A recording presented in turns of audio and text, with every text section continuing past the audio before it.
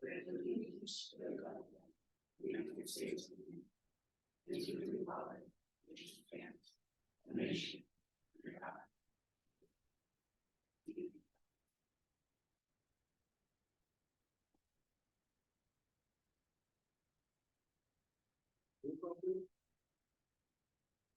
Walker. Here. Espinosa. Here. Mora. Here. Mason. Here. Jackson.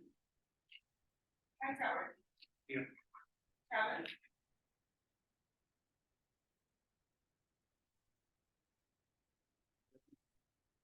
This is one to our facilities meetings. They have been something for the situation. I'm not for the facilities.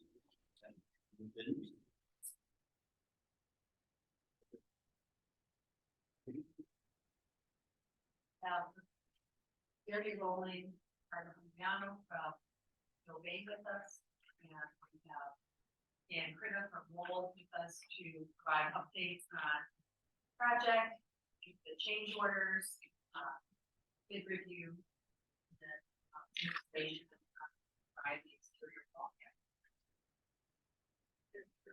I'll go ahead and start off today. Good evening, everyone.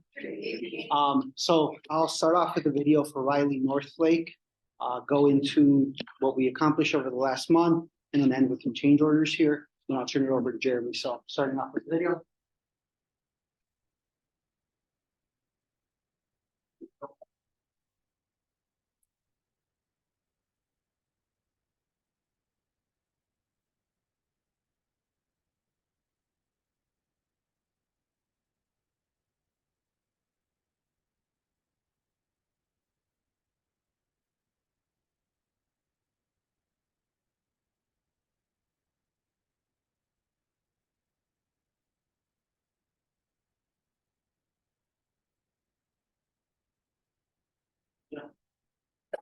So as you can see, we had a nice little construction time lapse. Just a nice little video to commemorate all of your hard work, everything that you've been working through to or towards here at Riley Northlake. And we'll have some very similar video for Berkeley for this side of the tracks as well. So jumping into just a construction progress update, we are now down to 26 punch list items. 13 of them are with one contractor. We are working on getting those accomplished, and those items will be fully complete next week. Wow, that snuck up on me. Yes, so next week we'll be going through, we'll be in the schools, finishing up all of the punch list items. One of the big items that we accomplished over the last month was we finally were able to get the stage curtain at Northlake, as you can see up on the screen, that bottom left image, the track and curtains have been installed in that Northlake stage area. So, and then we also have been going through, closing out punch list items as we can before school, after school, or on the weekends. So,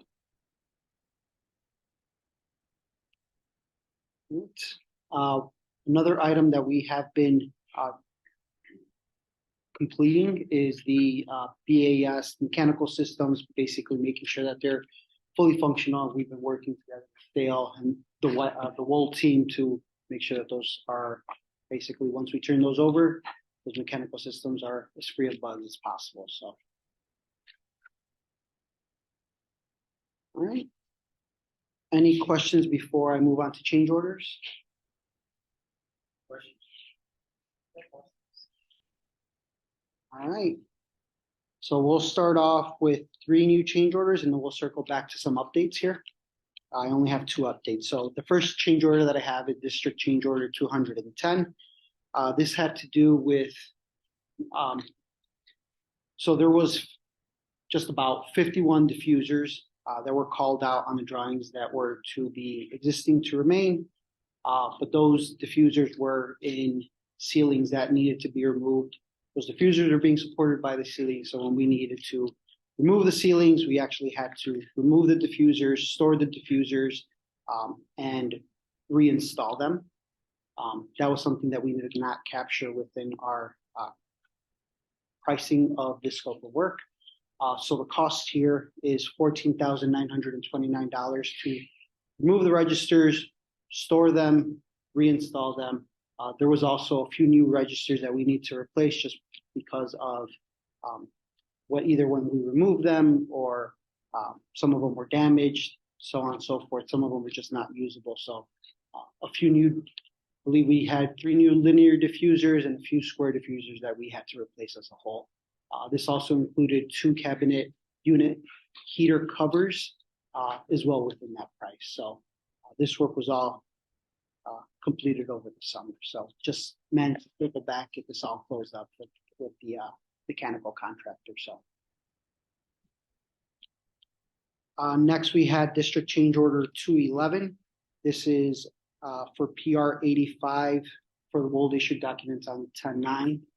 This cost is the addition of 24 door hold opens within both Riley and Northlake. This was at a request of the school.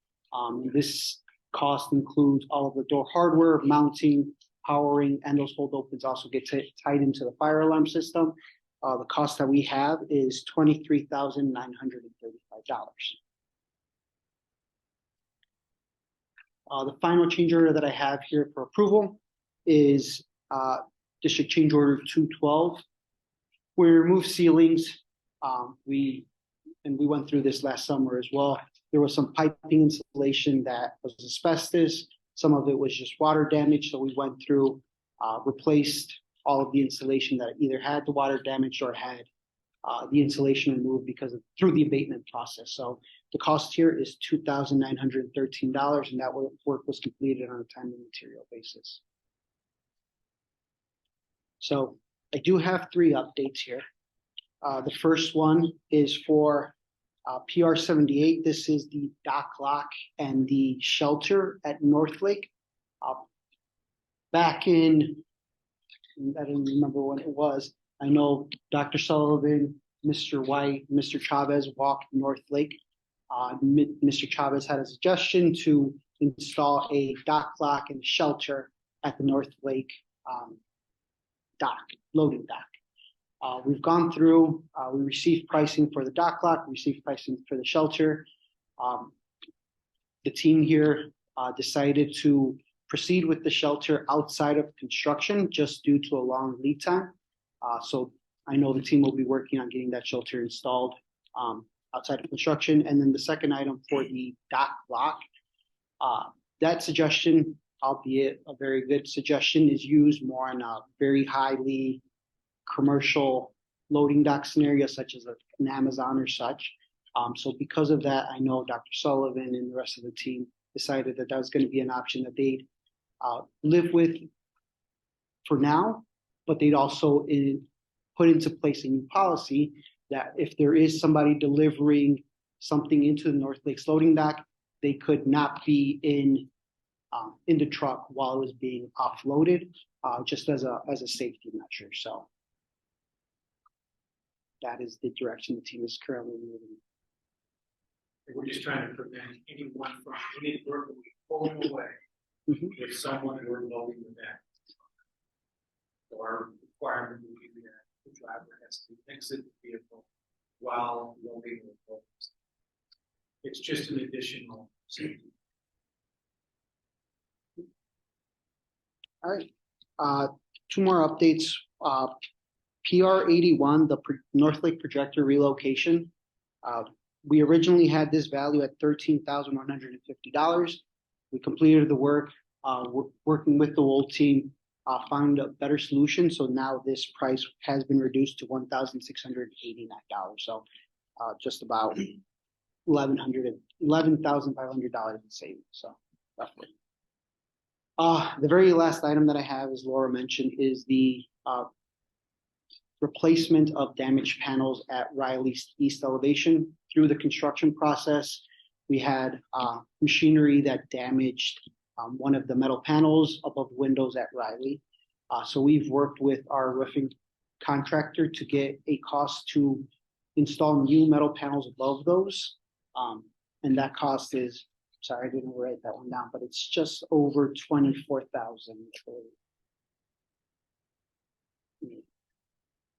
So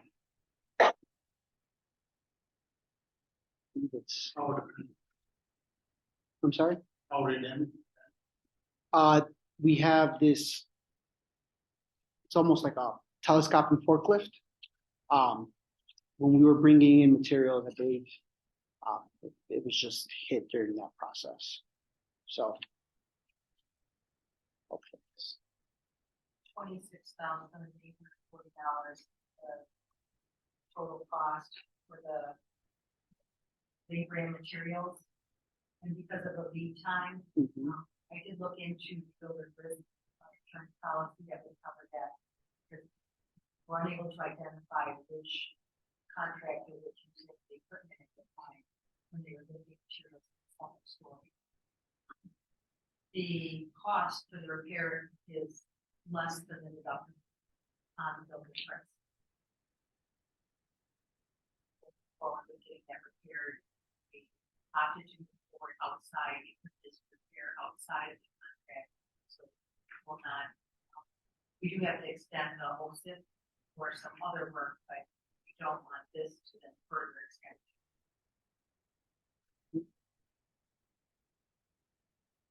Any questions before I pass this along to Jeremy? 26. First week of, I'm sorry, so we have, let me think about this. All but, I believe, 4 punch list items will be done before the end of the year.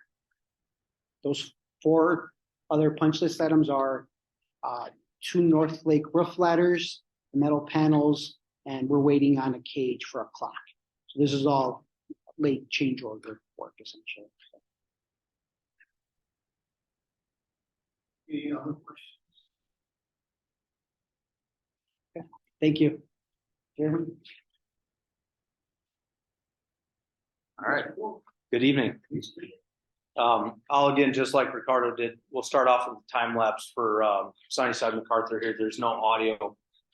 But this is this is compiling all those drone videos that you've seen month after month, and starting all the way back in June of 21 would have been this first video. So I'll let Joe play that and then I'll jump back.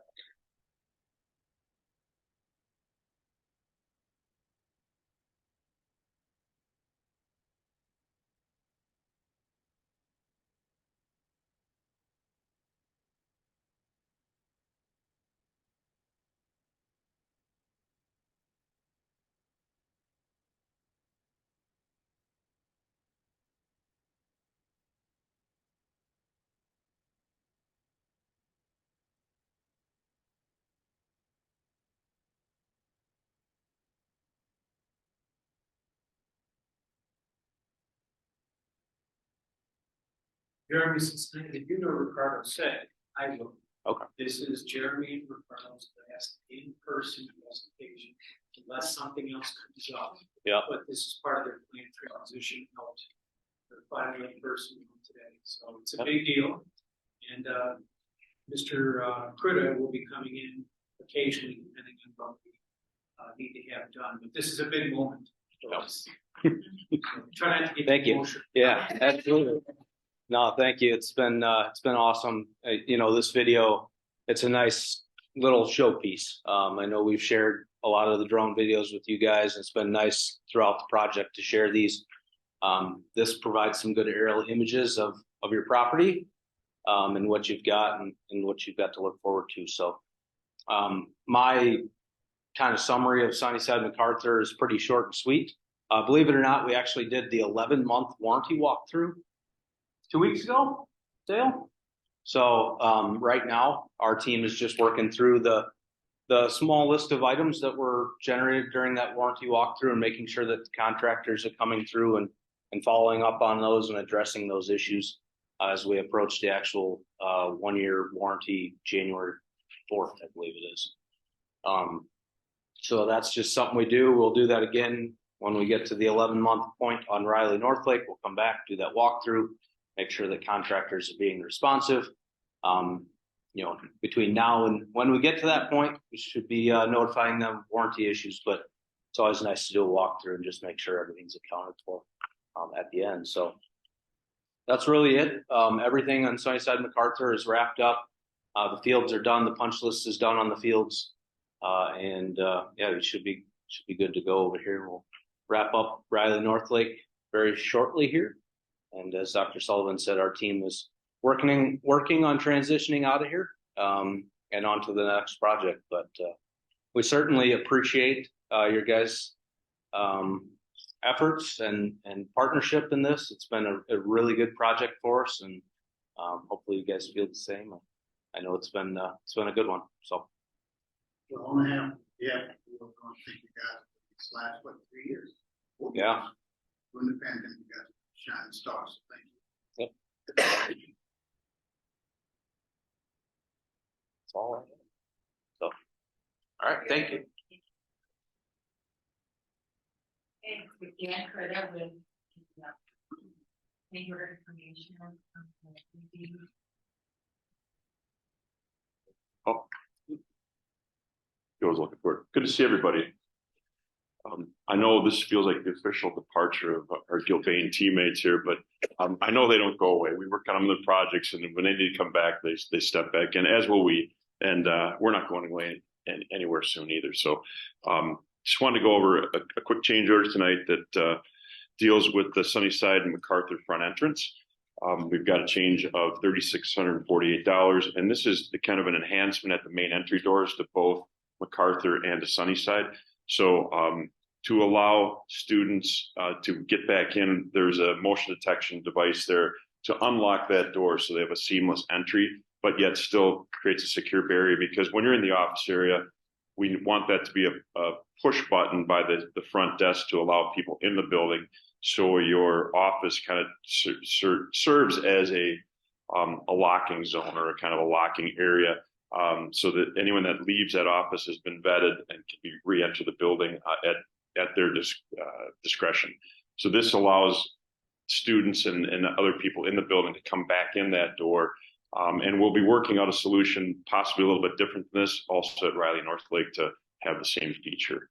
So kind of probably the last change to see on the security upgrade project, and we're bringing closure to that project as we as this gets installed. This is already done. I believe it's already in place, Joe.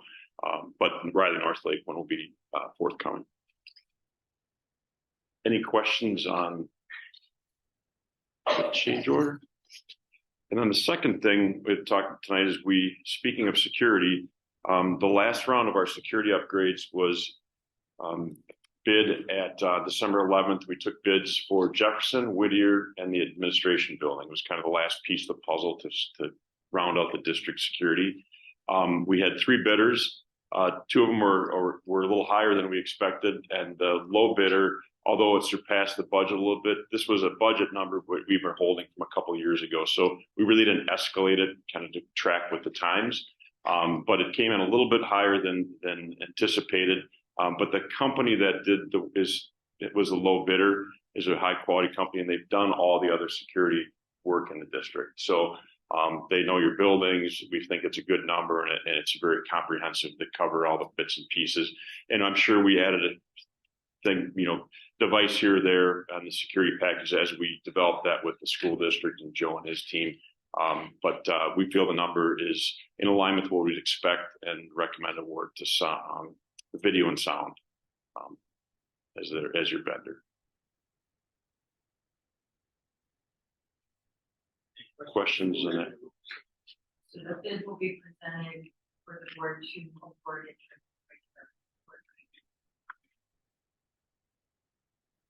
Thank you.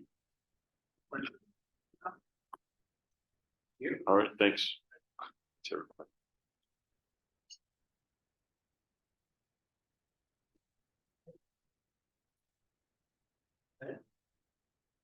I get a motion to you. Mason. Call please. Howard. Aye. Mason. Aye. Mora. Aye. Espinosa. Aye. Walker. Aye.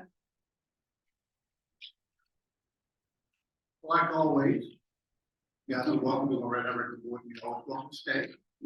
And this could be unfortunate, we're back to talk to the welcome to stay for the last time. Yeah, appreciate it. Thank you. Before I move to our regular board meeting, please. Roll call. Walker. Here. Mendoza. Here. Mora. Here. Mason. Present. Mora. Here.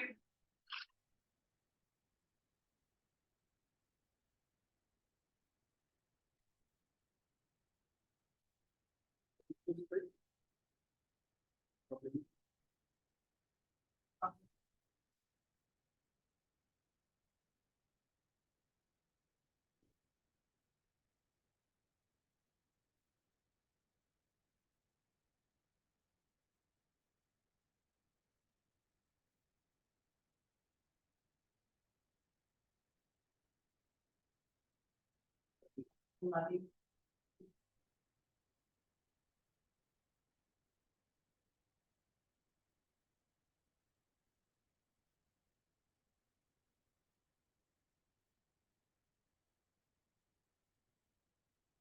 Also, we're getting it together, provide some information.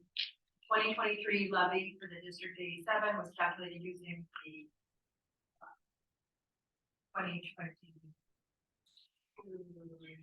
EAV valuation of $561 million.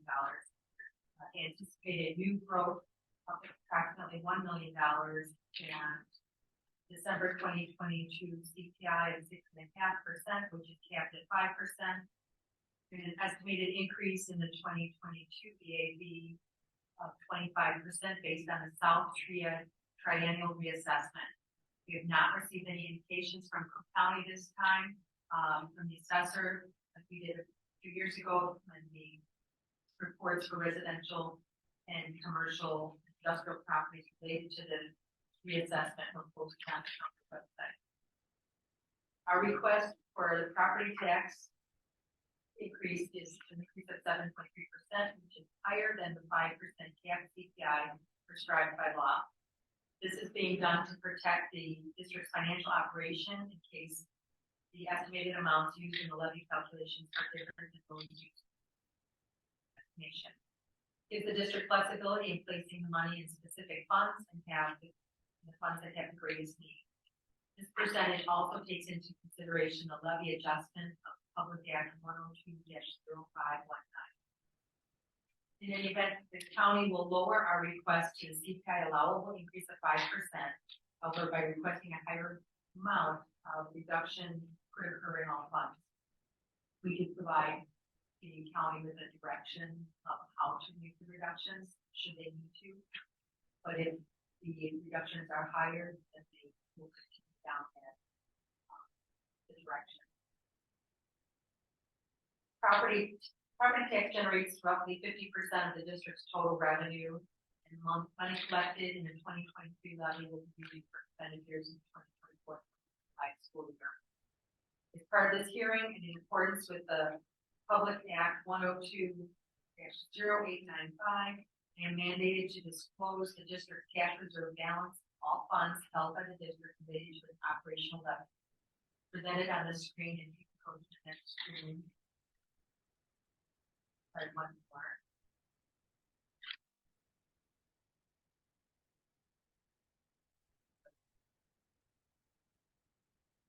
So the fund balance that is a copy of the annual financial report that Mr. Lightcap will present this evening, and then tomorrow we will post it on our website. So that is where the fund balance is. Will be able to be found on our website. In addition to that, the amounts to record fund balances as of June 30, 2023 in the accrual basis by fund. And as of June 30, 2023, Fed fund $31,122,590. Operation and maintenance $4,693,642. Debt service $2,494,515. Transportation $1,816,877.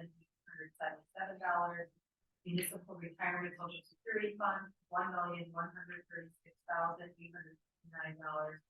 Capital projects $14,746,804. Working cash, $4,945,238. Court, $48,972. Fire prevention and safety, $123,005. And that is based on in the financial report. Send it on the screen. And if you go back to the previous slide, I am identifying the increases based on our levy. So the 2020 levy increased substantially. That was included one of the triennial assessments. And then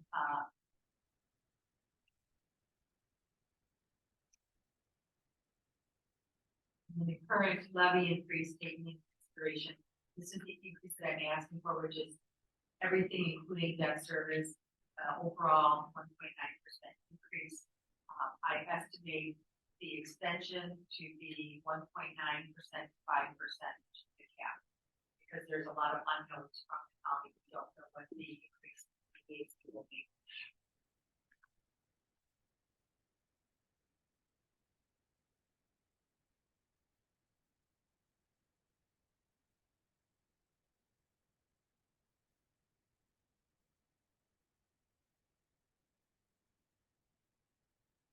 And that is the copy that is on the website. The fund balance.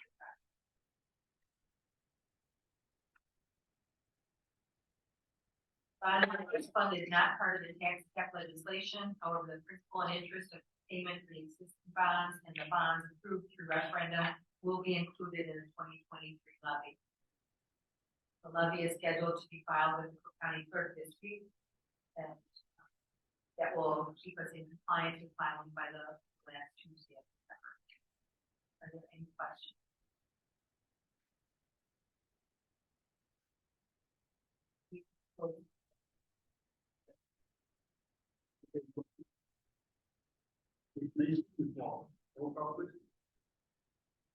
Walker.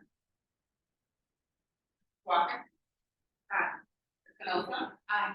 Mora. Aye. Hightower. Aye. Mason. Aye. Motion carried.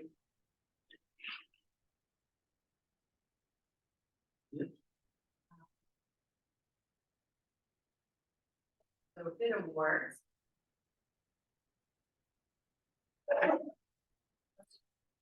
As discussed in the facilities committee, the district did the security improvements phase 2. Based on the bids received and the architect review, the suggested motion is that the Board of Education accept the district-wide security improvements project bid from phase 2 from video and sound service in the amount of their base bid of $463,201.74 presented. Get a motion. Ms. Walker and Ms. Sexton. Roll, please. Mason. Aye. Hightower. Aye. Walker. Aye. Espinosa. Aye. Mora. Aye. Motion carried.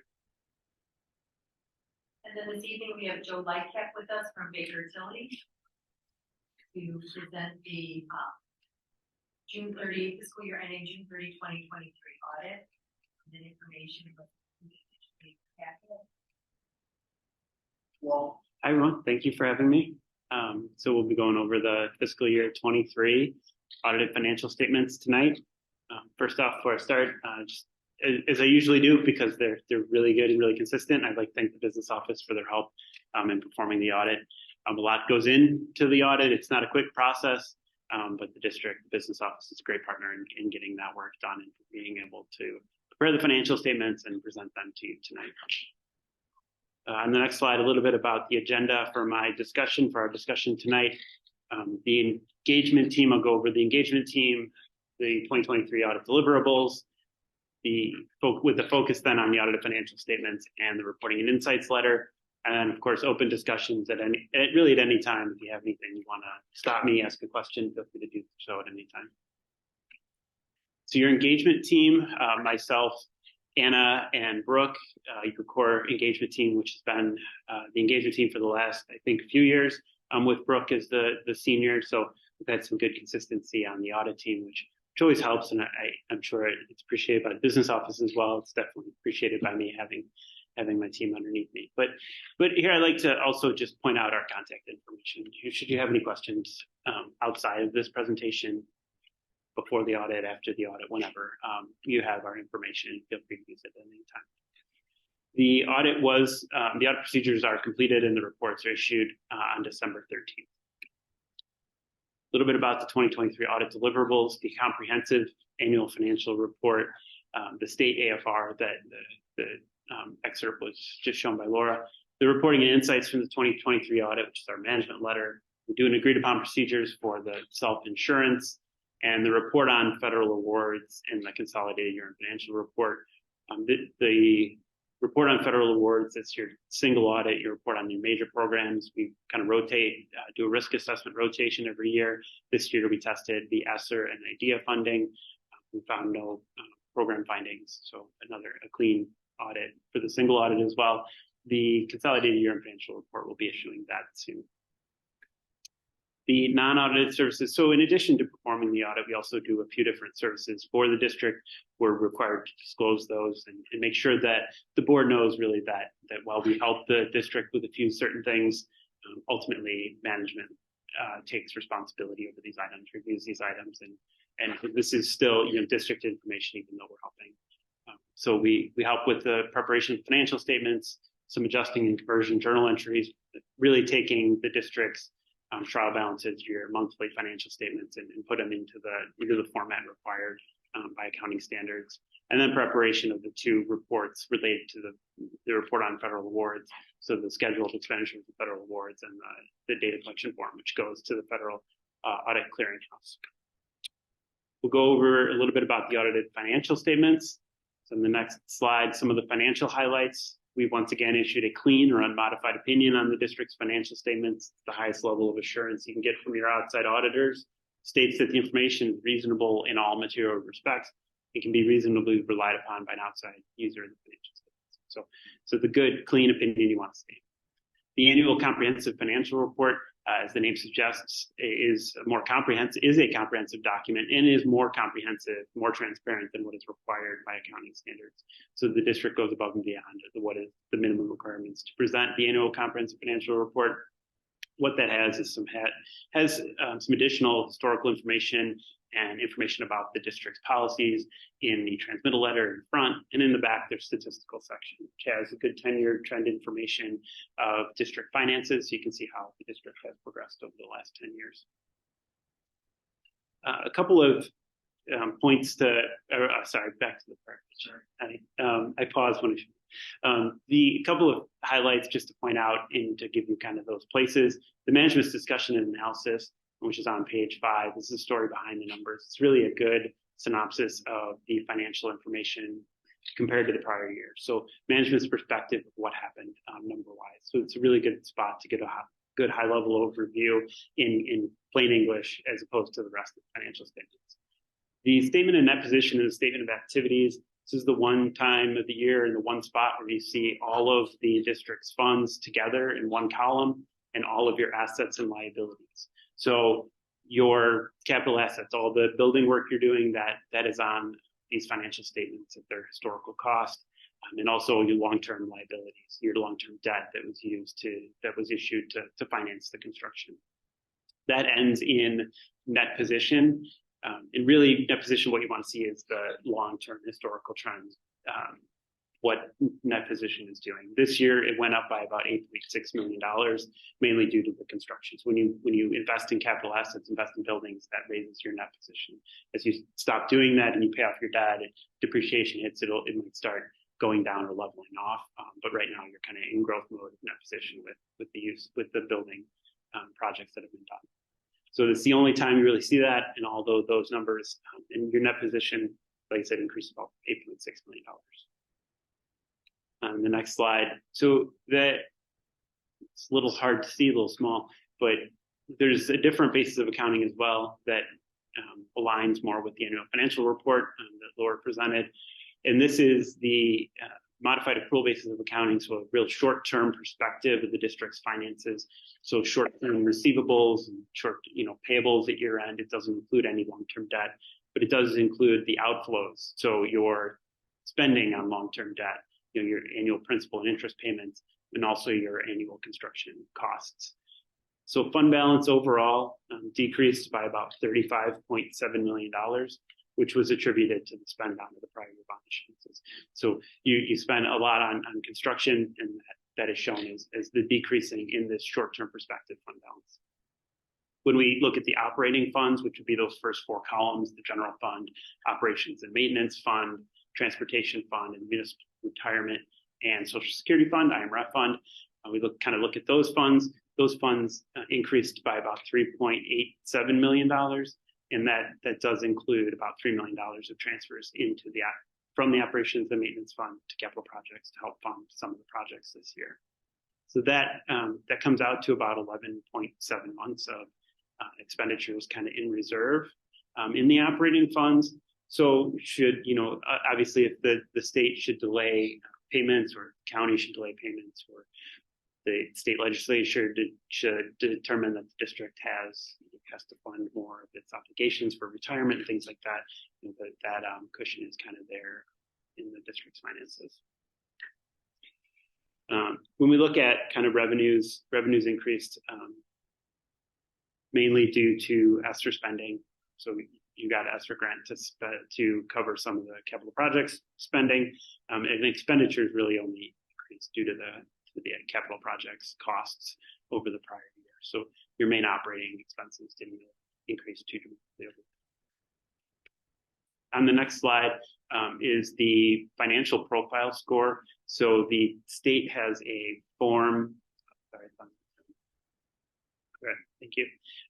So we put your financial information in the state form. They calculate a profile score on a few metrics that the state determines is what they want to judge the different districts on. This is just a preliminary score as they look at the AFR, and they might change a few things here or there. They tend not to. The score tries to stay the same. But right now you're at a 3.7 out of 4, which is recognition status. It's really only not a 4 because of the last number there, which is due to the long-term debt outstanding. So when you issue all the debt to pay for construction projects, it lowers that one part of the score. Still doesn't impact it to a degree that makes it any kind of a warning sign for the district. So it's still a good score, and as you pay off the debt, it'll go back up to the 4 with continued sound financial management. I'll take a bit of a pause. That was the financial numbers, annual comprehensive financial report in the AFR. I do have this non-financial report that I'll go over, but I wanted to see if there's any questions before I move on. So the reporting and insights letter is the non-financial highlights of our audit. Really, it satisfies a few different auditing standards, required communications between us and the board. On the next slide, a little bit about auditors' responsibilities. Our objective of a financial statement audit is to express our opinion, and then we consider internal control over financial reporting in order to express that opinion. And I'll talk a little bit about that in a few slides. On management's responsibilities, management's responsible for the financial statements, establishing and maintaining effective internal control over financial reporting, and then compliance with the federal audit requirements with federal grants, and then providing us with written representations. The conclusion of the audit, and those representations are in the back of the report for your information. A little bit about the qualitative aspects of accounting practices. There were no new accounting policies issued during the year. The accounting estimates were reasonable in relation to the financial statements as a whole. The financial statement disclosures were neutral, consistent, and clear. There were no difficulties in performing the audit, no material audit adjustments. So all really good, clean items, really boilerplate things that you want to see in this report. On the past adjustments, we have an annual adjustment that is out there that we don't record in the financial statements, really because we can't. It's at the IMRF level, so they provide it to us, and we can't really do anything with it. But it's there for your information on how things might change. It'll all get incorporated. It's kind of it's an estimate. We have an estimate, and we get told that it should change a little bit. We're not told how to change it. So really, it rolls forward to next year. Nothing to be concerned about. There were no disagreements with management, no consultations with other accountants, as I mentioned, management representation letter has been provided. No other significant issues or difficulties performing it. So a really good clean letter as it relates to the accounting practices and performing our audit. There's one accounting pronouncement coming down that might have an impact on the district on that first financial statements, that full accrual financial statements that I talked about on compensated absences, but we'll work with the district to implement that when it comes due in 2020. Internal control matters on the next slide. So as I mentioned, we look at internal controls to express our opinion. We don't provide an opinion on internal controls, but we really look at controls to see the nature, timing, and extent of our audit procedures. Is there any area that we should focus on more or less, given the controls around that area? We do have one finding that we've had in the past where we help prepare the financial statements for the district. Really, the business offices, their main competencies and their main job is to take care of the finances on a day-to-day basis. Keeping track of all the accounting standards and the accounting things that go into the financial statement and the notes, really with a small business office and limited funding, it's really hard to accomplish. So it's really a common comment for Illinois school districts, just due to the nature of your operations and the constraints of your operations. There's another slides on just kind of alerts for your information that our website does have a spot for board members. bakertilly.com should you have any, there's just some newsletters we provide, happy to provide more information through Laura should you want anything. And then really kind of opening it up to questions on the non-financial highlights, how the audit went, anything in that regard, or anything else that you just thought of from the financial.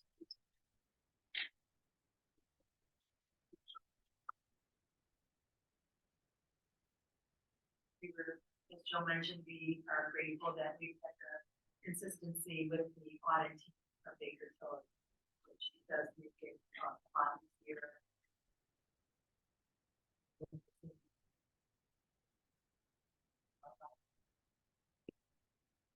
Okay, thank you. Have a good rest of your night. Thank you. The motion is that the Board of Education accept the audit for the fiscal year ending June 30, 2023 as presented. And motion. Walker, Ms. Espinosa. Roll call, please. Moore. Aye. Bateman. Aye. Hightower. Aye. Espinosa. Aye. Walker. Aye. Motion carried. Okay. Public participation. Thank you, Mr. President. We ask that the board accept the written correspondence as presented. The motion. Walker and Ms. Roll call, please. Hightower. Aye. Bateman. Aye. Moore. Aye. Espinosa. Aye. Walker. Aye. Motion carried. Mr. Berg, if you have any public comment? Heard that. Comment from Mr. Morrow. Mr. Morrow, the topic is homework club. May I remind you to go through 3 minutes. And time to start, so maybe here. Yes, this is I think my third time I'm talking about this, so I take some signage for other parents, and yes, they sign it, they agree about this, about the have a homework club. So I find out that parents still struggle to help the children at home, so assistant. So, and they give me some footage, even the phone numbers, so I can collect more signatures, but I'm so tired. So, but at least I have some of them, so that I'm not the only one who struggles. So that you can take a consideration. So for these parents and I, so we struggle with our children at home.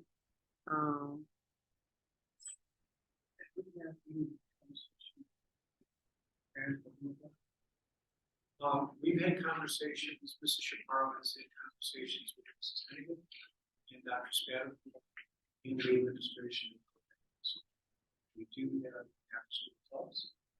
And so I'm not exactly sure what unique situation is happening here, but as we explained to you, Mrs. Shapiro, Yes, all of our clubs are related to advocate issues. Also, we work to minimize homework, and because we don't want homework completion to be free, so we work as the greatest extent we can during the day to make sure the students receive the support they have with the teachers they have. So, but I'm sure you know what I'm.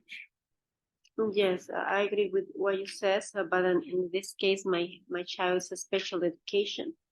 So I'm struggle for she don't finish her work at school.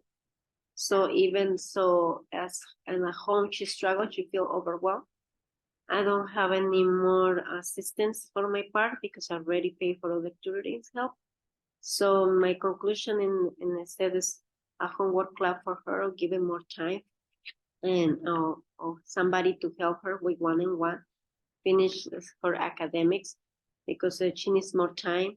Like she has dyslexia and this is taking a long time for reasoning, thinking, and for writing. So that she struggle a lot. So this is, and I want my daughter to be successful, you know. So I do a lot of things outside, but I still struggle.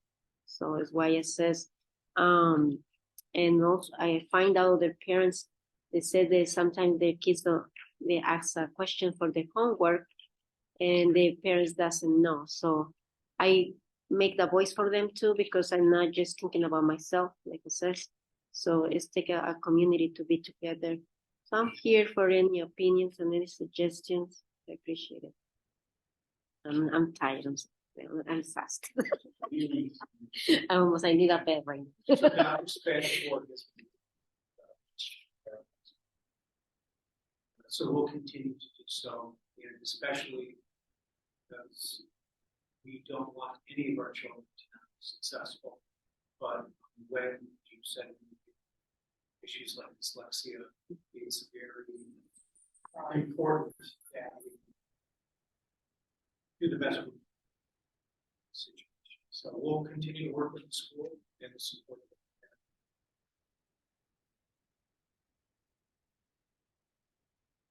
Thank you. Wait, I give you this one or I didn't finish my meeting, but at least the rest of the parents they support. Thank you so much. All right, thank you so much.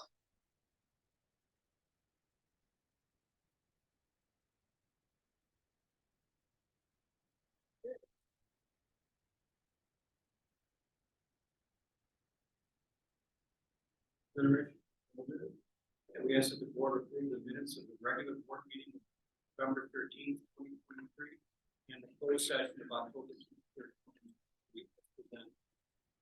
Your motion. Mrs. Espinosa and Ms. Walker. Roll call. Mora. Aye. Mason. Aye. Hightower. Aye. Walker. Aye. Espinosa. Aye. Motion carried.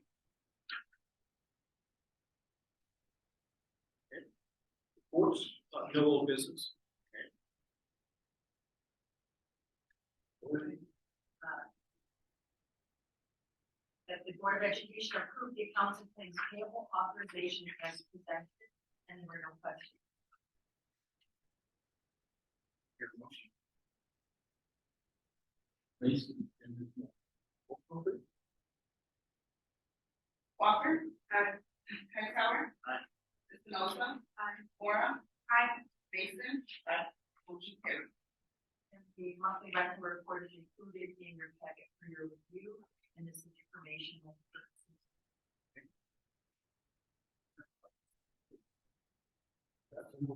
So,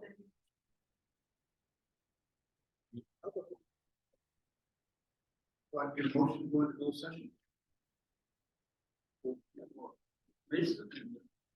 Roll call, please. Hightower. Aye. Mason. Aye.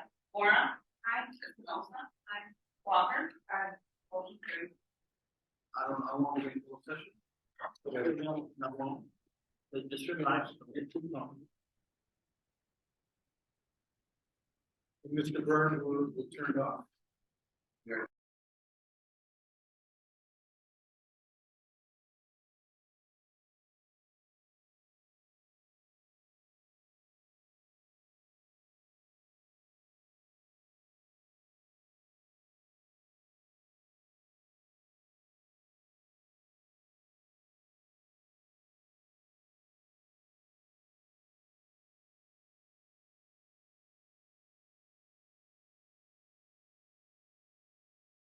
Board reports. Ms. Walker, anything? Mason, what only, yes, here, minutes from the, all facilities meetings before this one, all the notes will be in that fact, okay? Anything goes to minutes? Exceptionals? It's more, I think. Okay. Superintendent. Thank you, Mr. President. We ask that the board approve the licensed personnel leave request as presented for Tanish Flowers, Margaret Murray, and Carolyn Zelinsky. Okay, the motion. Mr. Jackson and Ms. Espinosa, roll call please. Hightower, Aye. Jackson. Aye. Mason. Warner. Aye. Espinosa. Aye. Walker. Aye. Motion carried. We ask that the board accept the intent to retire letter of the following personnel. Linda Zavala. The motion. Ms. Moore, Ms. Jackson, Mr. Walker, roll call please. Walker. Aye. Espinosa. Aye. Warner. Aye. Mason. Jackson. Hightower. Aye. Motion carried. We ask that the board approve the educational support staff leave of absence requests as presented for Deborah Mitchell, Alejandra Turner, Laura Mata, Barbara Blazek, and Keith Williams. I get a motion. Ms. Espinosa, Mr. Jackson, roll call please. Walker. Aye. Hightower. Aye. Espinosa. Aye. Jackson. Aye. Mason. Mora. Aye. Motion carried. We ask that the board accept the following resignation effective immediately. Anna Valdez, assistant cook. Motion, Ms. Espinosa and Ms. Moore, roll call please. Mason. Hightower. Aye. Walker. Espinosa. Jackson. Mora. Motion carried. We ask that the Board of Education approve the memorandum of understanding with the Berkeley Education Association as presented. Motion. Ms. Walker and Mr. Jackson, roll call please. Mora. Jackson. Hightower. Aye. Walker. Mason. Espinosa. Motion carried. We ask that the Board of Education accept the following donation from vendor specialty as presented: blankets for children and baby strollers. Motion. Ms. Espinosa, Mr. Jackson, roll call please. Mora. Mason. Jackson. Espinosa. Hightower. Walker. Motion carried. We ask that the Board of Education accept the following donation from Mike Agros, Agros Law as presented: assorted holiday gifts for up to 10 eating. Ms. Espinosa, Mr. Jackson, roll call please. Mora. Mason. Hightower. Espinosa. Walker. Jackson. Motion carried. We ask that the board accept the following resignation effective Friday, December 22nd, 2023. Motion. Mr. Jackson and Ms. Walker, roll call please. Mason. Hightower. Aye. Jackson. Mora. Espinosa. Walker. Motion carried. I just want to make sure I said the name Ella Ross. Sorry about that. ESL resource teacher. That is the end. So, teacher vacancy grants, I just want to give a quick overview on that. We continue rolling that out. We're not only having the teacher retention bonus as part of that, but also there will be branding that we're going to be working on as a district using social media. We're also going to be purchasing through the grant jackets to be worn by all district staff. That's not just teachers, all staff, emblazoned with District 87 logo, which will serve as a recruiting tool. So we're going to be trying to address not only retention of staff that's currently here, but recruiting staff and using our branding the same. So more information to follow. Also, I have for you, and I'd just like to pass this out for you to have it. This is our draft timeline for working to have our interviews, spreads for the assistant superintendent for finance and operations. So our plan is Ms. Stravitt and I are reviewing resumes now. And we plan to set up interviews for the month of January. And this draft timeline explains the process. So we plan to interview January, plan to have second interviews in January, possibly early February. And what I wanted to ask the board is, if the board is interested in being part of this process, I was thinking at the second interview, depending on how many board members are interested in part of this vital position. If it's 4 or more, we have to do a special board meeting to do it.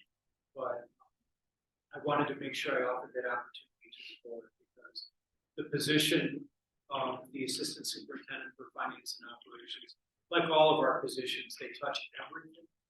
But this is a very important position for us, and I want to make sure that the board had an opportunity to work. So this is for you to have. If you notice toward the bottom, we're also exploring what is a competitive salary. And so I'll follow up through the memo, our weekly memo. If anyone's interested in being in the second interview, please let me know. And again, if we have 4, then we should have a forum, we would have to do a special.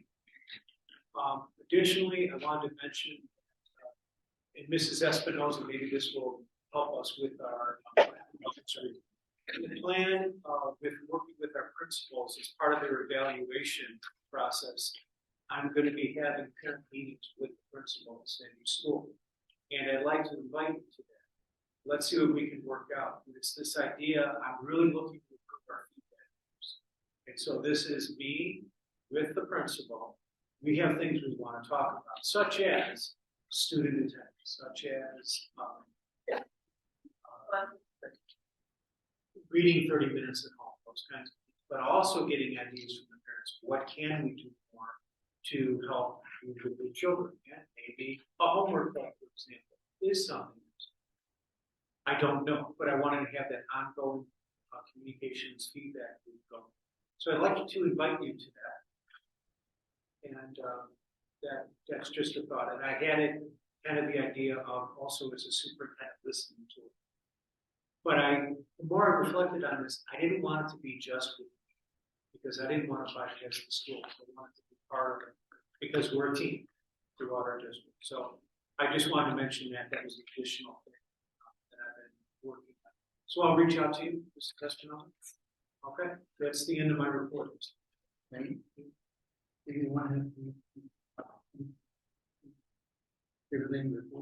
Oh, yeah, for Mrs. Inman, thank you. Kara, Dr. Myzanik is going to talk a little bit about Panorama, which is in that report, as well as the school improvement planning and grant and we are coaching. I'm here as well. Yeah, didn't know about the second part, but that sounds like fun.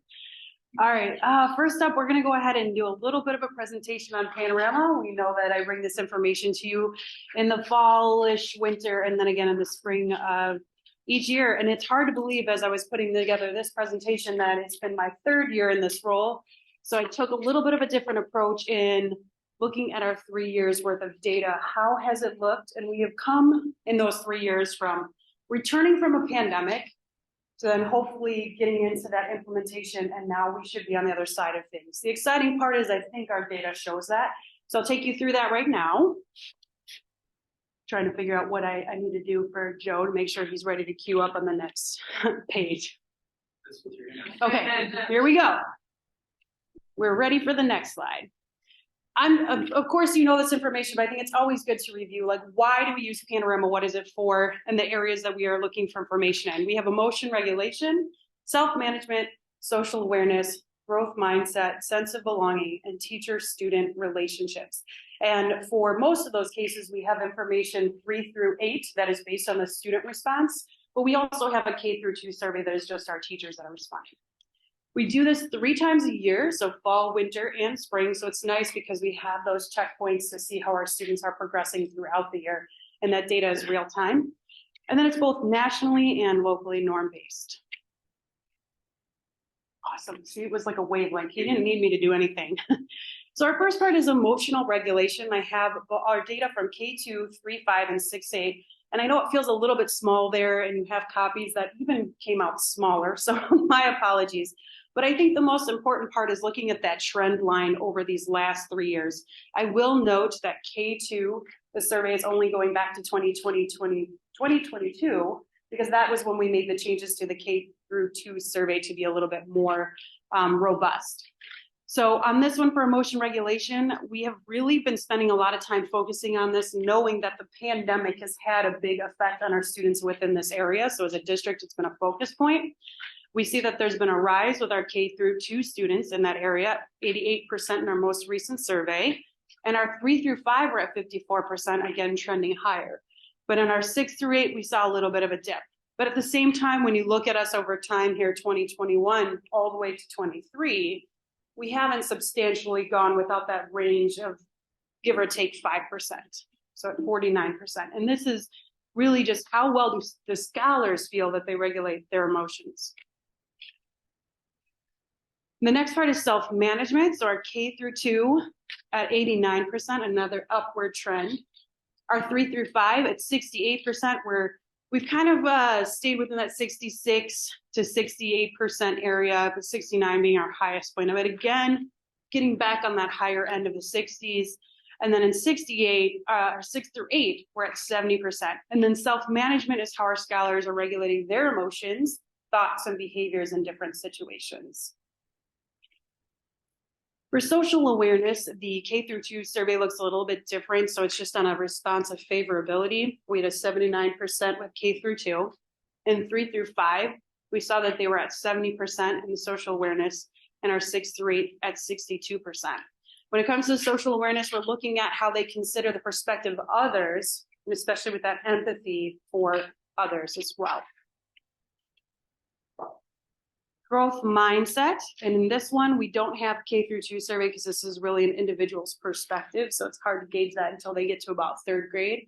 But it's the perception they have about the potential to change things that are central to their performance in school. And 3 through 5, it's exciting to see that we're getting to that place where students believe that they do have that ownership, because we're at that 65%, which is the highest trend we've seen over the last 3 years. And we're not too far behind with our 6 through 8 at 56%. I know that you've heard Dr. Sullivan talk a lot about these terms of sense of belonging and these teacher-student relationships. So this is within the last year, something we've really focused in on. So you've probably heard it from me, you've probably heard it from Dr. Sullivan. So seeing that our 3 through 5 grade level is at 74%, is definitely, I think it's a good place to be. When we look at it nationally normed, it's pretty high up there as well. But then our 6 through 8, as we can see, we're not where we want to be yet, but we do see that we're coming back up again. So big focus area for our middle schools. And then this next slide, another focus for our middle schools was that sense of belonging. So we're at that 50% on an upward trend, but still not where we want to be. Whereas our 3 through 5 is at 67%, that sense of belonging. So overall sense of belonging, those teacher-student relationships, they're growing, but we have some growth opportunity there. When we look at our data holistically as a district, this is where I'm most excited to share with you, because whenever we get those surveys back, the first thing I do is open it up and say, how many of those green triangles exist that are going up? And as you can see, if we look at, this is just going to be all of our 3 through 5 on the top and all of our 6 through 8 areas. We've got green triangles trending up in every single component, -1. There's just that one little one down there, emotion regulation in 6 through 8. So big excitement for us as a district. Same thing we're going to notice on this next slide, where we see a bunch of green triangles again. Obviously, I was very thrilled when I opened up the survey data this time around. But really, this speaks to a lot of that work we've been putting into place around social emotional learning. We know that whenever you begin something, there's an implementation dip, and it takes time. And we came back from something that none of us could have fathomed, nor our children, when we went through that pandemic. So for us to be seeing that we're trending upwards again is very exciting news. So this, again, in all 3 of our grade levels, when it comes to self-management, teacher-student relationships, we are moving in a favorable direction. I will say that one of the things I want to do a better job on moving forward is, it's one thing for me to come up here and tell you what is wonderful going on, but I think pictures tell a lot more words than anything else. And so I do want to highlight, because we've been discussing that change we need to see in our 6 through 8 buildings about sense of belonging and those teacher-student relationships, that there's a lot of good work going on. And I just have 3 I want to highlight up here. On the left-hand side, we have our North Lake Wildcats. The 7th grade team actually put together a way to celebrate 7th graders for a whole bunch of things. And this came out of the teachers. They really wanted to find ways to create more of that excitement, to really help them believe in the work that they're doing. And I mean, if you could think of something, name it, they got an award for it, because it's not just about academic achievement. There's so much more to school than that. And I was very, very excited and proud of them for that. In the middle one, this is fun. MacArthur has a snowball fight going on right now. And this snowball fight is all based around iReady. So if you have kids in the district, I'm sure you hear about those iReady lessons and units being passed. And right now it's based on the units that they're passed, or the lessons that they're passing in iReady, and they get to put tallies on their snowball. And whoever gets the most snowballs is going to win in the leaderboard. So we're creating that sense of belonging and excitement around learning and teamwork in MacArthur. And on the right side, I don't know if you can see the cow in the back, but that's the Eat More Chicken, Chick-fil-A cow. North Lake has gone out and they have really built a lot of relationships with our community. And this is a huge shout out, because we have multiple partnerships now with our community members, and Chick-fil-A happens to be one of them, where the cow came to school and brought some delicious free food for our students, as well as there's a wheel that the students get to spin when they get a Wildcat Wow that goes home from a teacher. And one of the things on there is a Chick-fil-A meal. And we're not talking the kid size either. They give them the full size. So I want to highlight that. And each month I want to bring back a few more things that are happening across our district that are really building that sense of belonging, that teacher-student relationship, or that focus that we're doing on emotional regulation. So exciting things. We've got some work to do, but it's obvious that there's a lot of work that's being done and our students are feeling it. So we're proud of that happening in our school, and we're proud of that for our students. And then Dan, I think you mentioned something else. Yeah, I'll take that up. Okay, sounds good. I mean, spend a lot of time with the art coaches. I think a good 2 to 4 days a week sometimes, but we're on a continuous cycle right now with being in the buildings, looking at where we are in our art cycle, and building professional development with the teachers. The nice thing is that we've had a lot of opportunities with these art coaches to be in classrooms, seeing this implementation of the reading program happening, and then having feedback and dialogue about here's what's happening, here's how we continue to partner together, and what we can do to really support the learning around what the teachers need to be understanding within the program to do it best. So it's a continuous effort, and we have, I think, another year of professional development built into our plan. So there's still more work to do outside of this year. Thank you, Dr. Meisner. All right. And the other piece for school improvement grant. And so I worked with Mrs. Zimmerman, who submitted that grant. That grant is from the state. It allows us access to some resources because we have schools that are in designation status. Just a reminder, that is going back in our history with our special education group of students, that has grown, but not as fast in the rate that the state expects. So we're still looking, and we've been given resources for a needs assessment, which we're going to be conducting at 5 of our 6 schools, but then also funding for professional development. And so we have some of those outside of our beginning, hopefully as early as January process. So that's the end of the report. Thank you, Dr. Johnson. Okay.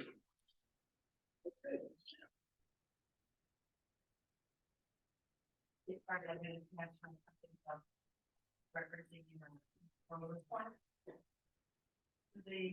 first item is the financial reports, the summary of budget, statement of position, and student activity reports for the 3 ending November 30, 2023 are provided for your review.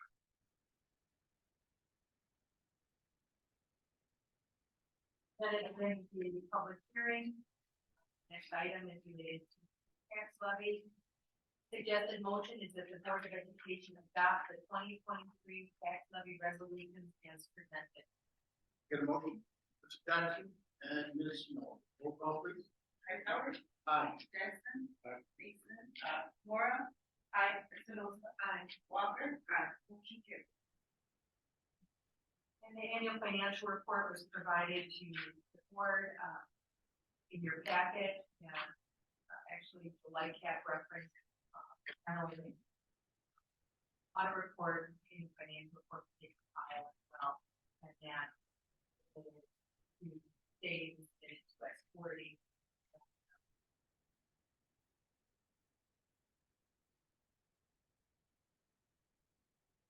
Next item, we were able to secure the other roughly 50% of our natural gas anticipated needs for the 2024-2025 year and the 2025-2026 school year. The motion is to ratify that agreement. That the Board of Education ratify the extension of the rate lock with Vanguard Energy Services for natural gas supplies for fiscal year 2024-2025 and fiscal year 2025-2026 as presented. Motion. Mr. Jackson and Ms. Espinosa. Roll call, please. Walker. Espinosa. Mora. Mason. Jackson. Hightower. Aye. Motion carried. Item is related to the change orders presented by Joe Bain during the facility committee. The suggested motion is that the Board of Education approve change orders number 210 through 212 as presented. Motion. Ms. Moore and Ms. Espinosa. Roll call, please. Walker. Espinosa. Mora. Mason. Jackson. Hightower. Aye. Motion carried. The next item is to approve the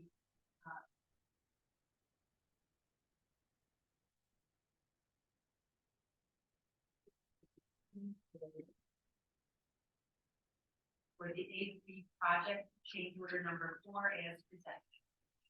Okay, motion. Walker. Mr. Jackson. Roll call, please. Espinosa. Mora. Mason. Jackson. Hightower. Walker. Motion carried. I will report the skip annual renewal meeting was December 1st. Overall, the renewal was better than initially anticipated. The skip team from Gallagher to work with the current carriers and one carrier in the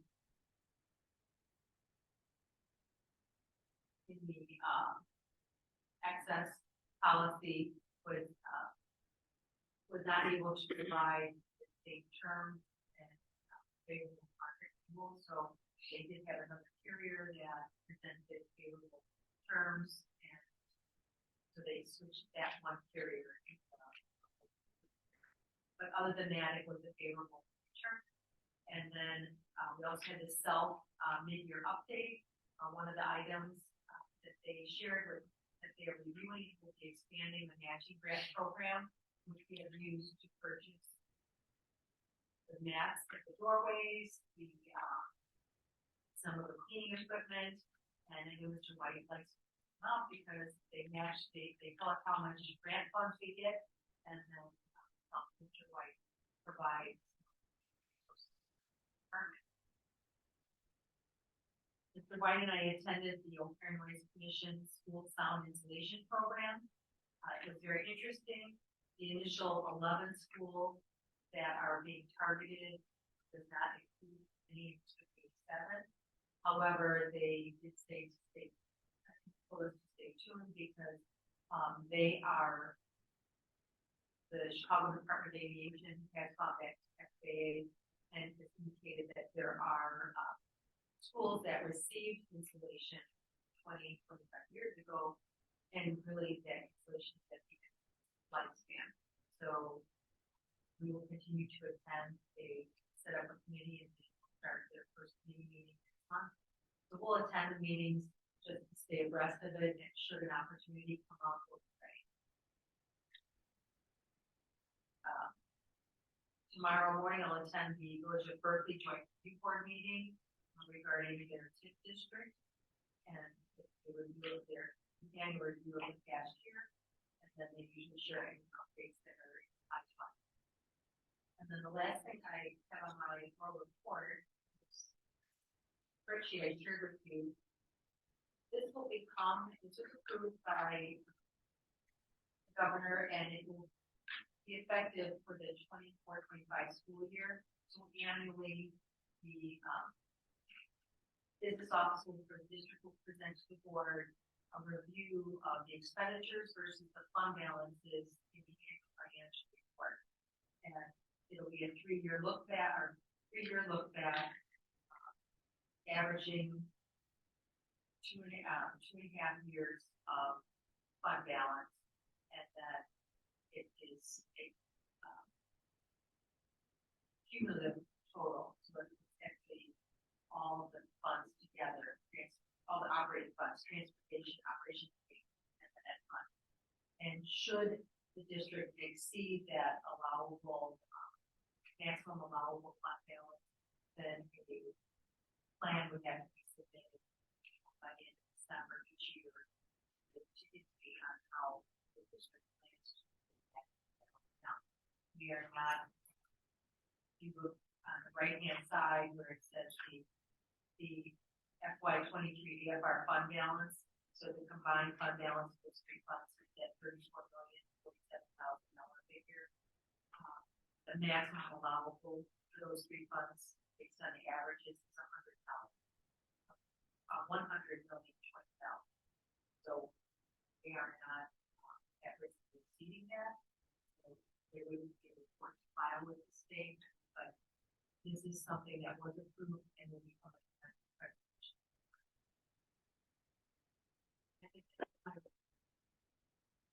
Any questions?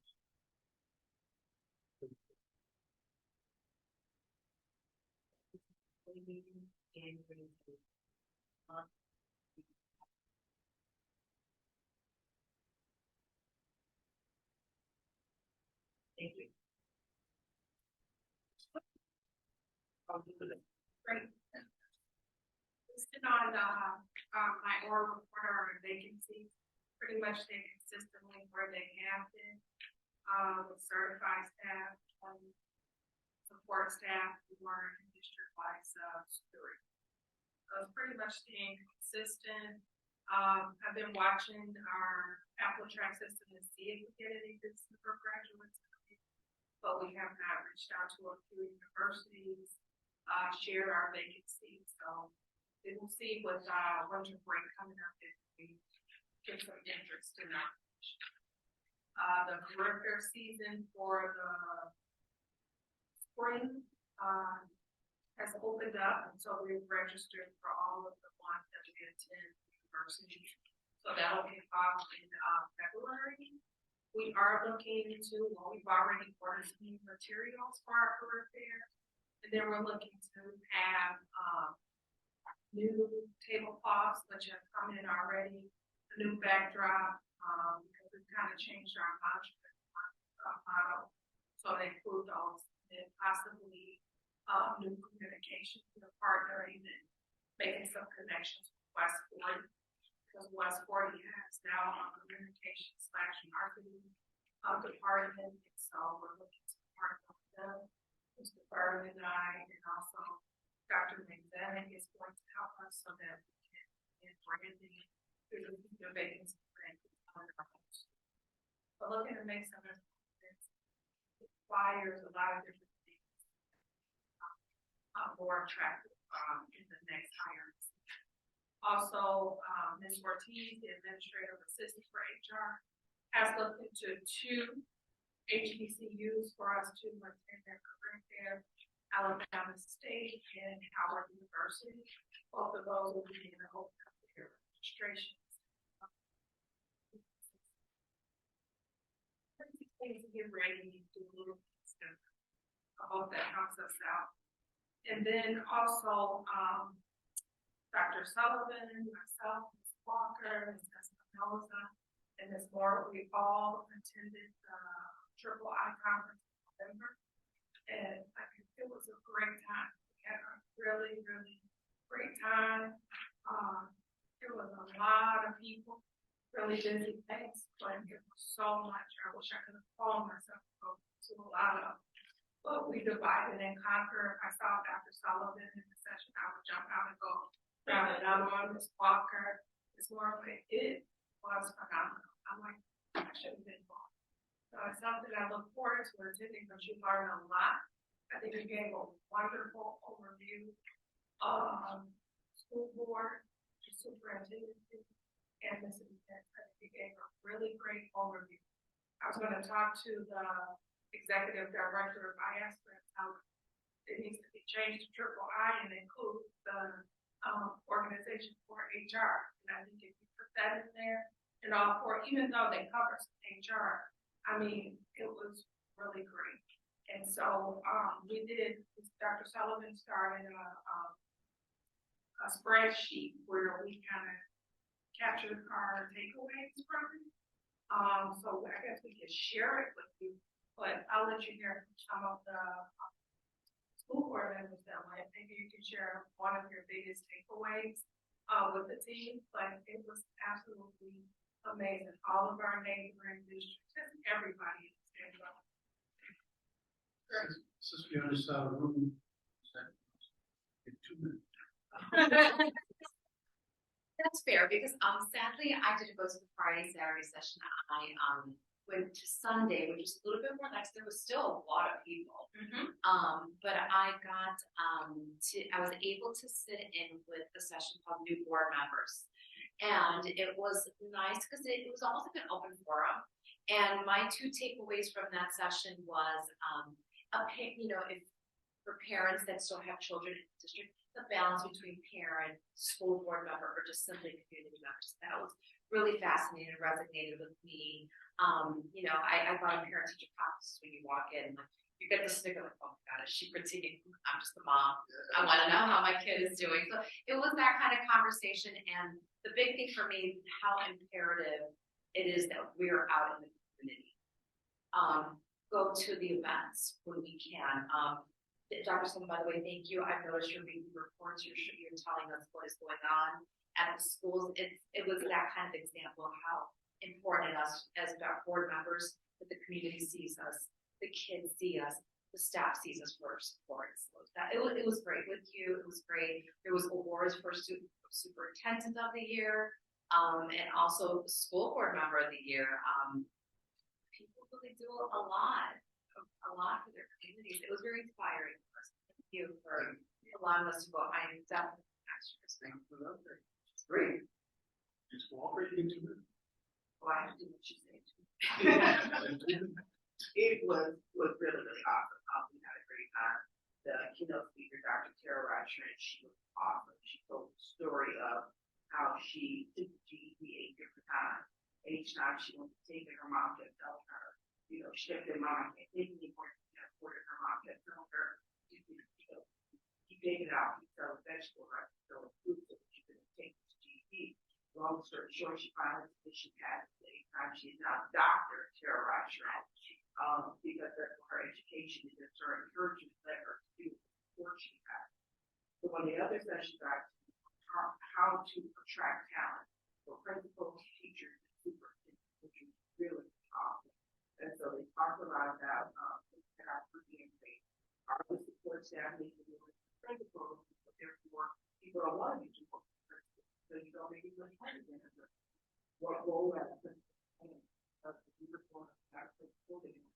They did their school stuff, they come home. Our principals are doing it.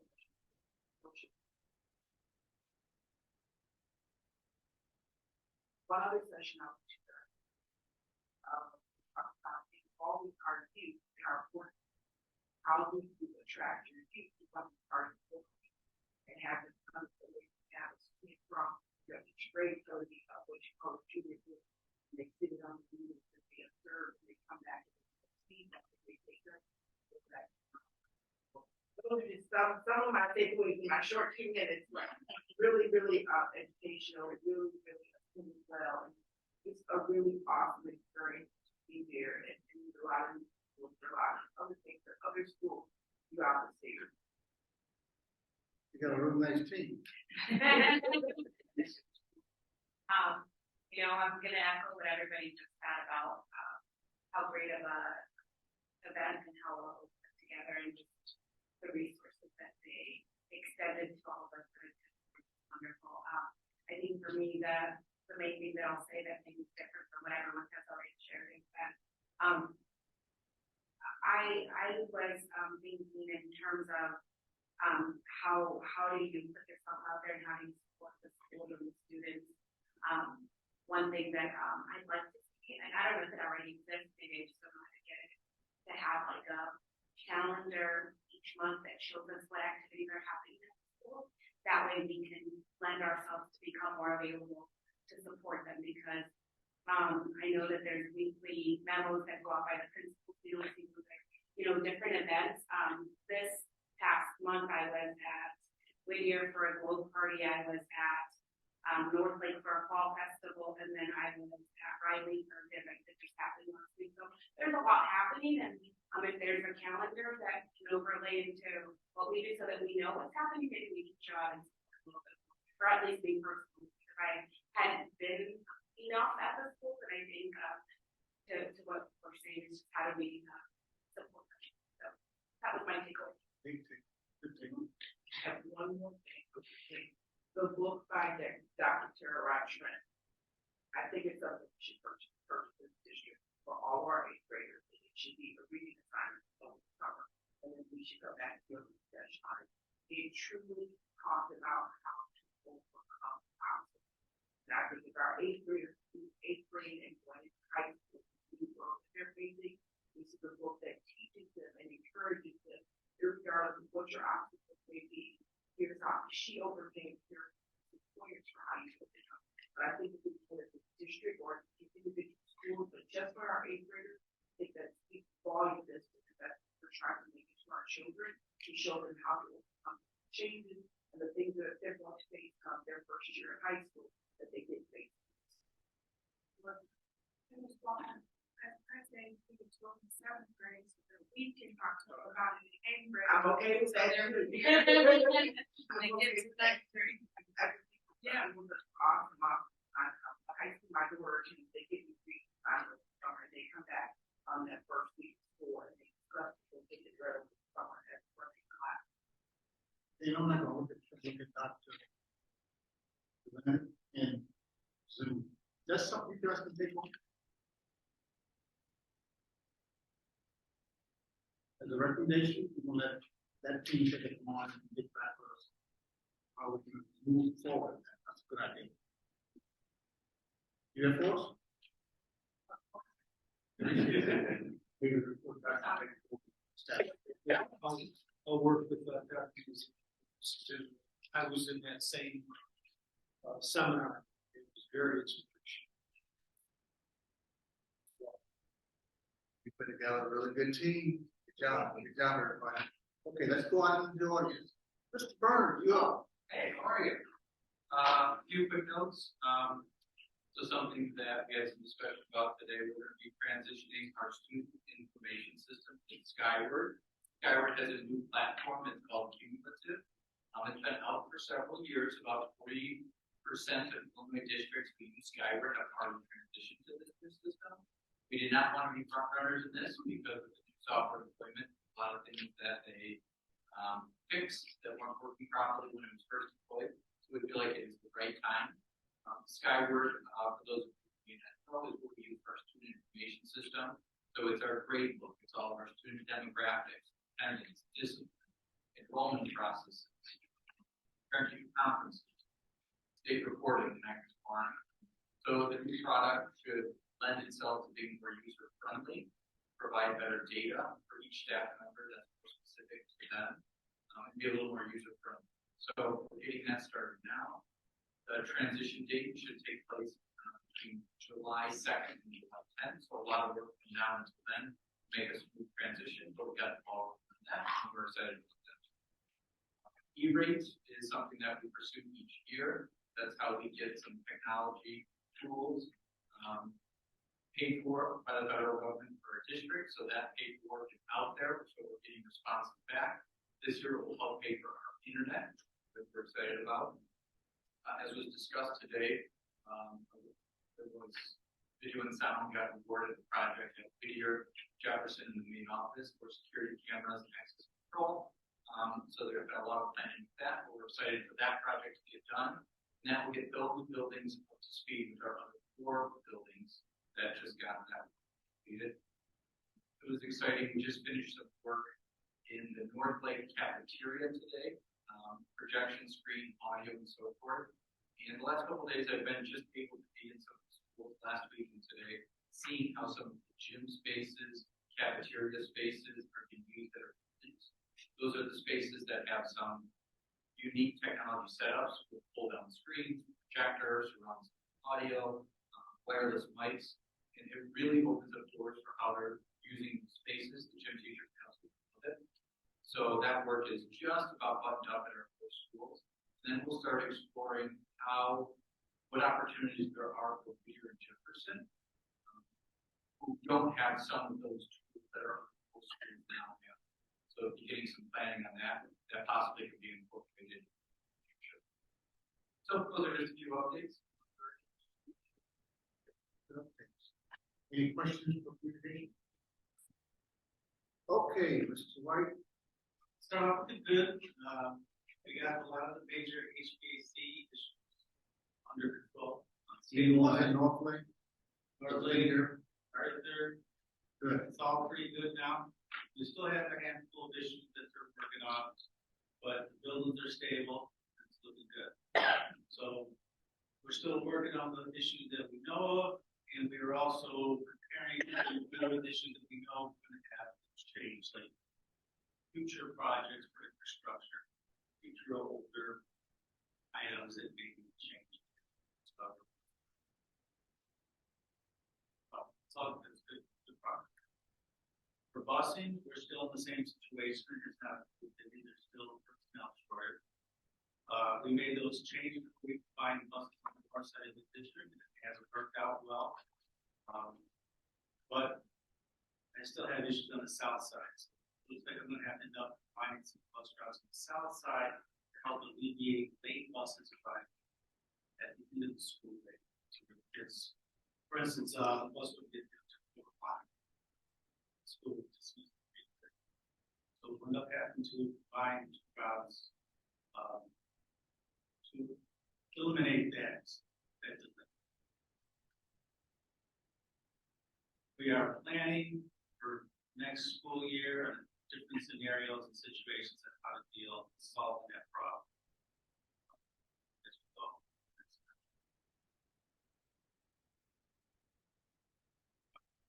In the facility today, all of them up to 6 months. You don't try to. Yes, we have a list of them. We have a meeting tomorrow with all parties involved, and that's going to help establish procedures.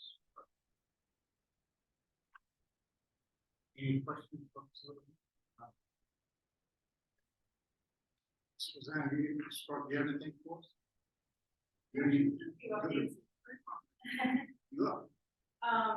We are excited that our early childhood program is going to welcome more students after we return to break. So we're very excited about that. Thank you, Ms. Travis, for helping our preschool team. It's a lot of support for preschool, especially in the middle of the year, to work on that program like that. So a lot of kudos to a lot of people to get that, especially at this time of year. It's a busy time. We come back from break already. We're also reviewing our demographic data with students with disabilities, like Dr. Sullivan was sharing, kind of as it relates to our school designations and school work that we're doing. So we're details of some of the special education demographics. We're also doing kind of a deeper dive, looking at the needs of our students with autism. In particular, we're looking kind of at the needs of behavior needs, what types of behavior intervention supports are needed, how we're meeting with needs, professional development that our staff might need, and looking at what professional development our teachers might need for structured teaching class. And so we're just kind of taking a look at those for the increase in students that. Recently, we just kind of reviewed some of our data, and we welcomed around 40 new enrolled students with special education needs and disabilities in grades K through 8. Again, kind of keep looking back at our special education data. And then just a little bit on school safety. If you haven't had a chance yet, maybe when snow is falling one day, take a look at your e-learning. So that's where our staff is right now with their rollout of our school safety protocols. This year's a lot of focus on how to respond to an incident. So we're doing the HALS protocol. So a lot of our time this year is on learning the foundational pieces. So I think it's important also for our school board to have that understanding. So there's a lot of e-learning. That's kind of the base foundation to start. And we'll be more than happy to have you come to some of our in-person trainings. Good updates. Thank you. What's the number you said, early learning? Early learning? For early childhood, Yeah. we will be probably at, let's hope we have a capacity of 160 for the program. Should be good. Very excited to. I'm back in the for guys. All right, we see you out there in the airports. You don't come to us. Wish you all and holidays. Thank you. Thank you. Thank you. Hey, any other questions on me? Any new business? Announcements, next board meeting will be January 2nd at 6:30. So, before we're gonna watch you, everybody have to be here. Merry Christmas, all the happy seeds. Don't you please. You know what happened, you know what happened in the mountain. So ready to do it. Our best behavior. Okay. We have a motion to adjourn. What's it?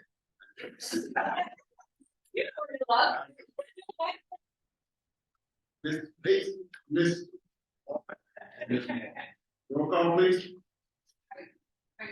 Aye. Mason. Aye. Mora. Aye. Aye. Walker. Aye. Happy holidays, everybody.